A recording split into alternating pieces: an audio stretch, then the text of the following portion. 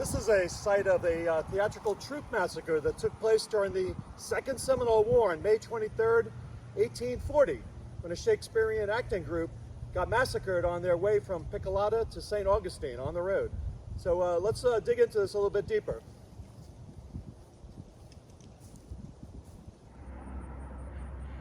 At this location during the Second Seminole War, on May 23rd, 1840, Seminole warriors massacred a group of Shakespearean actors. Let's dig into this a little further. In May 1840, William C. Forbes, who managed theaters in Augusta and Savannah, Georgia, managed to schedule a 2-week series of performances in war-torn St. Augustine, Florida. This acting troupe was famous throughout the southern and western states for performances of the works of William Shakespeare, as well as contemporary comedies and tragedies. Forbes' group, which included several male and female actors, a dancer, and a couple of musicians, departed from Savannah, Georgia by sailing ship, landed in Jacksonville, Florida, then traveled by steamer south up the St. Johns River to the small settlement of Picolata, where Forbes and his group spent the night on May 22nd, 1840.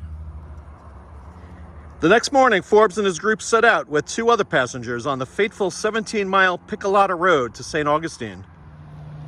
Forbes, William Ishwood, his wife Fanny, and Mrs. Cleve and Miss Rosalie traveled in a stagecoach, while the other actors followed in 2 wagons, squeezed in with the extensive array of costumes, scenery, and stage props. The Picolata Road traveled through the swamps and hammocks and past 2 small outposts garrisoned by a handful of troops.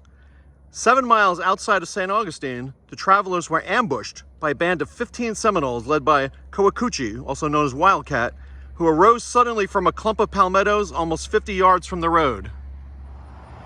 Forbes and those in the stagecoach managed to escape. The Seminoles directly attacked the hapless travelers on the wagons.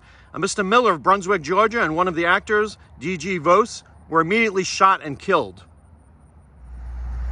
A German musician named Mr. Wieger fled from the wagon, but when the Seminoles apprehended him, he begged for his life in his native German language, under the impression that the Seminoles would surely spare the life of a foreigner. Unimpressed, the Seminoles shot Mr. Wieger dead. However, a second musician's life may have been spared when he adroitly demonstrated his musical proficiency to the Seminoles. A black driver of one of the wagons and an actor, G.C. German, fled toward a hammock. When fired upon by the Seminole warriors, German pulled his pistol out, causing the Seminole to withdraw. These 2 men managed to escape to Fort Searle, located 1 mile away. One of the principal actors, Thomas A. Lynn, escaped into another hammock and hid quietly. Though nearly discovered by a Seminole searching party in the hammock, Lynn was rescued by soldiers several hours later.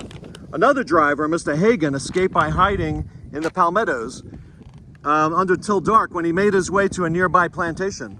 While plundering the baggage in the wagons, the Seminoles were astonished to discover the actors' costumes, including magnificent outfits designed for Shakespearean plays such as Othello, Hamlet, and Julius Caesar. While the Seminoles were rummaging through the costumes, another wagon came along, carrying a driver and 3 passengers. The Seminoles attacked this group, immediately killing Francis Medicis, who was the mail carrier of St. Augustine, and A. Ball, carpenter from Renton, Massachusetts. The Seminoles allowed the black driver to escape, and he eventually reached Fort Weedman. Upon learning of the ambush, U.S. soldiers arrived at the scene, but were unable to locate the Seminole perpetrators. In all, 5 people were killed, including 2 actors. The city of St. Augustine paid for their burials, but not their gravestones. The show must go on. Forbes and the surviving players carried on with their planned performances in St. Augustine. 1 week at Mr. Warden's Theater, their first show was The Honeymooners, a splendid comedy performed in 5 acts to a full house with a couple of local amateurs filling in for the deceased actors.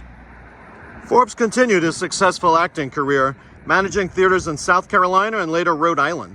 Thomas A. Lynn, the most acclaimed of the players, converted to the new Mormon faith and performed with the Latter-day Saints prophet Joseph Smith's Nauvoo Company, and later was a principal performer at Brigham Young's Salt Lake City Theater. During the following weeks and months, various Seminoles were spotted attired in garish Shakespearean costumes. The very evening of the massacre, 30 brilliantly bespectacled Seminole warriors taunted the small U.S. garrison at Fort Searle in foppish full regalia. When Coacucci, Wildcat, appeared a year later on March 5th, 1841, at the U.S. Army headquarters on the Peace River.